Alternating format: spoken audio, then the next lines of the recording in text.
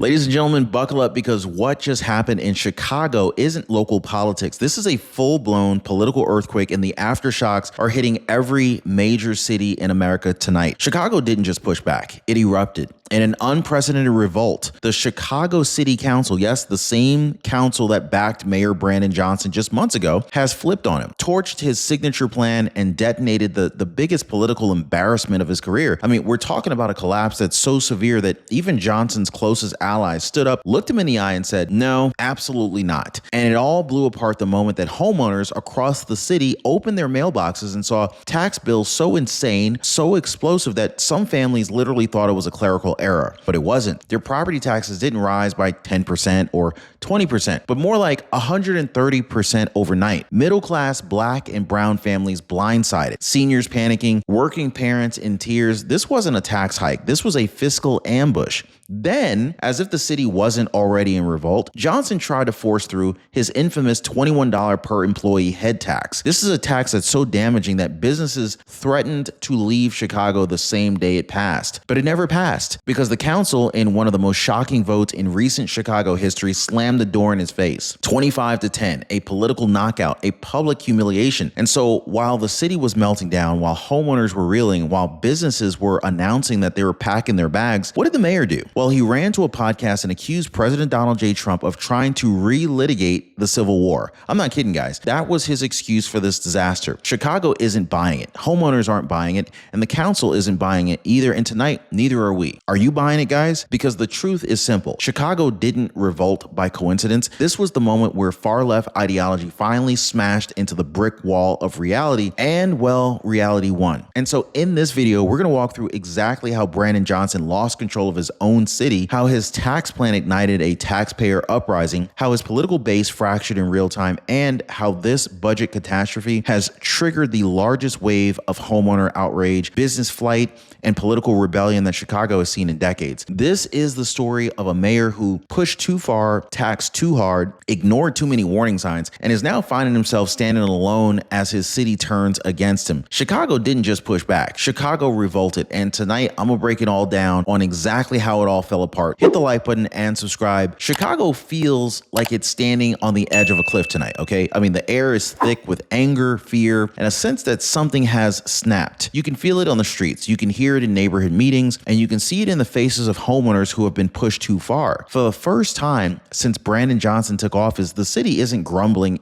it's revolting. Chicagoans aren't waiting for permission anymore. They're done. And the mayor has just lost control. And nothing really captures that loss of control more than what just unfolded inside the chambers of the Chicago City Council. A 25-10 vote. That wasn't even close. Not even debatable. Not even salvageable, okay? This wasn't a disagreement. This was a mutiny. Aldermen who once stood shoulder to shoulder with Johnson turned around and drove a political stake straight into the heart of his budget. Now, this was a collapse that was so complete that even longtime allies admitted that the mayor was blindsided. Chicago didn't just vote no. Chicago voted enough. And so at the center of this uprising is the sheer scale of Johnson's tax blitz. Not a tweak, not a gradual adjustment, but more than 20 brand new taxes and fees stacked on top of a city that's already grasping for air. Boat taxes and software taxes and ride share surcharges, garbage fee hikes, a so-called safety service charge. What the heck is that? Like they're going to tax you for putting your seatbelt on? And then the now infamous $21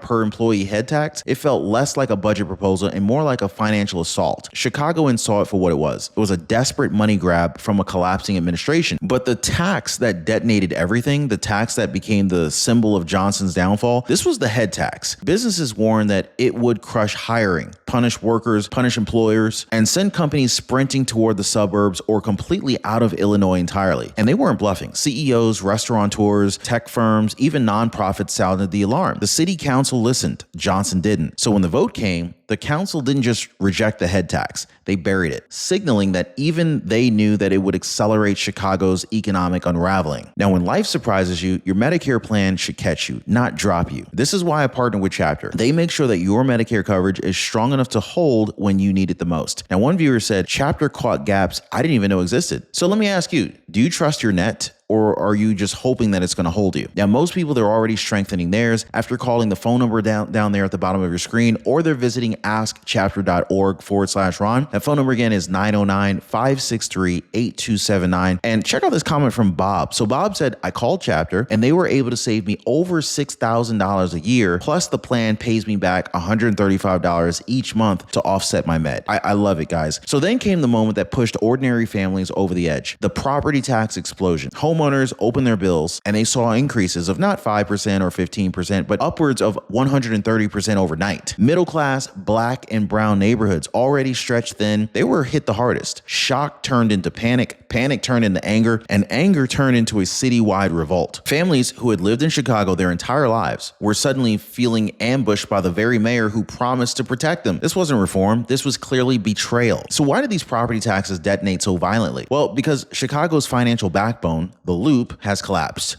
Office vacancies skyrocketed, businesses shut down, commercial property values cratered, and when the Loop fell, someone had to subsidize the missing revenue. That someone became Chicago homeowners. Families across the city woke up to find that they're now footing the bill for empty towers and failed policies and a crumbling downtown. The Loop didn't just decline. It dragged taxpayers down with it, leaving them furious and terrified. And what happened next was unlike anything Chicago had seen in years. Homeowners didn't just complain, they erupted. Neighborhood meetings overflowed, social media lit up with panic and anger. People described feeling ambushed, betrayed, even targeted by their own government. Families who never imagined leaving Chicago began researching Indiana, Wisconsin, pretty much anywhere that was cheaper and safer. And it wasn't politics anymore, it was survival. And the more residents spoke out, the clearer it became. This was a full-blown taxpayer rebellion, fueled by fear, rage, and a breaking point long overdue. And while homeowners were revolting, Chicago's business communities had already been voting with his feet. That's right, guys. So over the last decade, 80 of Chicago's 98 neighborhoods lost at least 10% of their local businesses. The Magnificent Mile, once a symbol of Midwest prosperity, lost half of its storefronts. Half, guys. The consequences have been devastating. I mean, plunging tax revenue, job loss, deserted commercial corridors, rising crime, shrinking neighborhoods, and a downward spiral that feeds on itself. This wasn't sudden. This was a slow motion collapse that Johnson's taxes threatened to accelerate dramatically.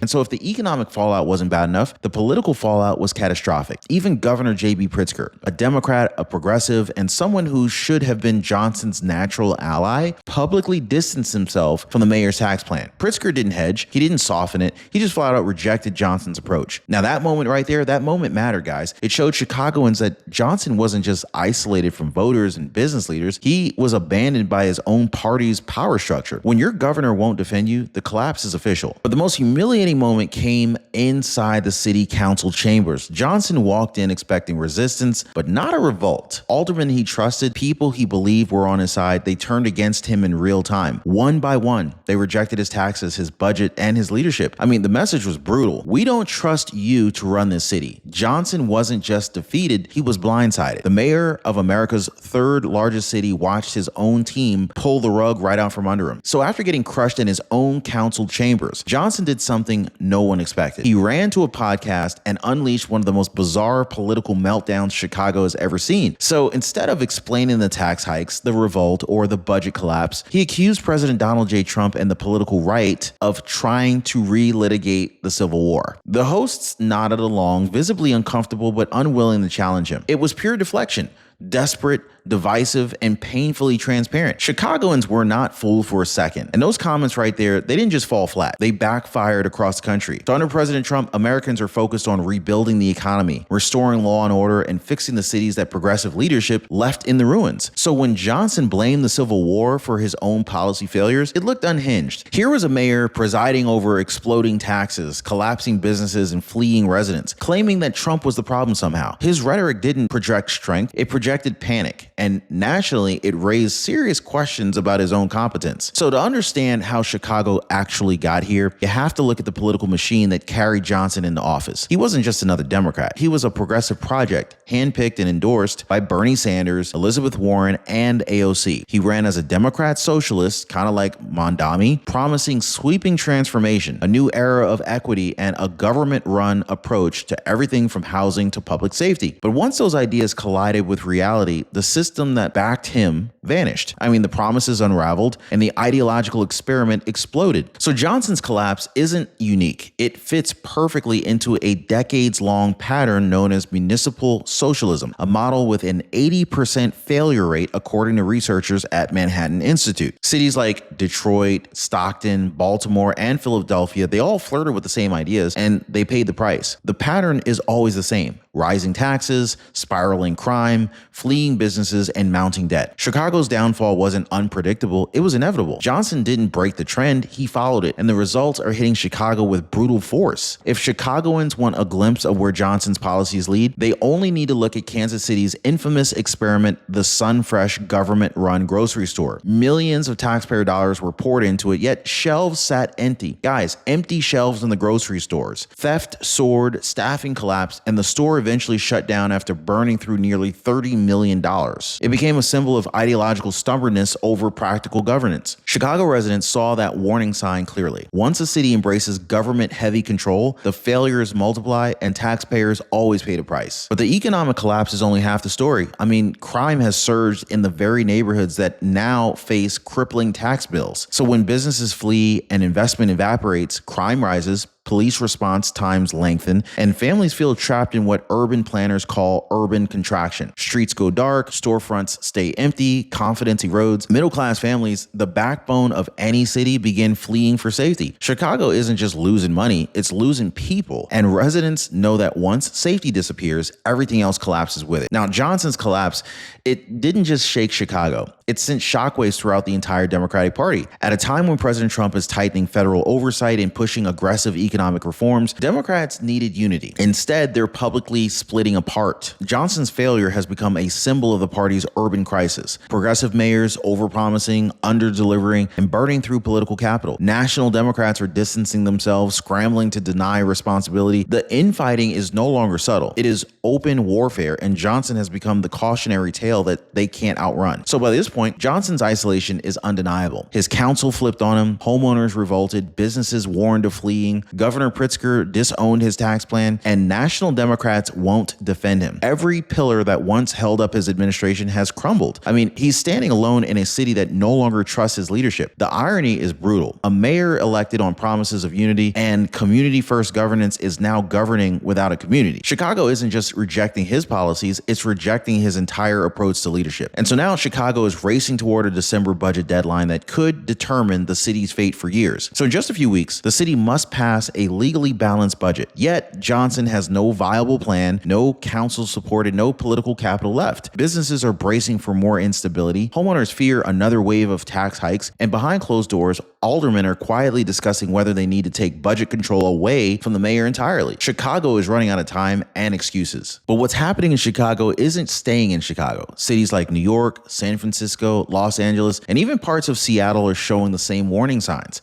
Business flight, tax surges, shrinking downtowns, and progressive leadership unable to stabilize anything. Under President Trump, the national spotlight is now fixed on these failing blue cities as proof of what happens when ideology overrides reality. Chicago has become the cautionary tale of every major liberal urban city in America. And the message couldn't be clearer. And so now the question that's hanging over Chicago is chillingly simple. What happens next? Will businesses flee faster than the city can replace them? Will homeowners revolt again once the next tax wave hits? Will the city council bypass the mayor entirely? And politically, can Brandon Johnson even survive this meltdown? Chicago stands at a crossroads today. One path leads to recovery, but the other leads to irreversible decline. And tonight, the city feels terrifyingly close to choosing the wrong direction. So Chicago didn't just push back, it erupted. A mayor who promised transformation delivered chaos. A council that once supported him delivered a political knockout. And the people, the homeowners, the workers, the taxpayers, they just delivered the loudest message of all. Enough. This isn't just a budget fight, folks. This is a turning point for Chicago, for Illinois, and for every American city that's watching. This experiment has failed. Reality is here, and the people are taking their city back. Like, subscribe, and share. I'll see you next time.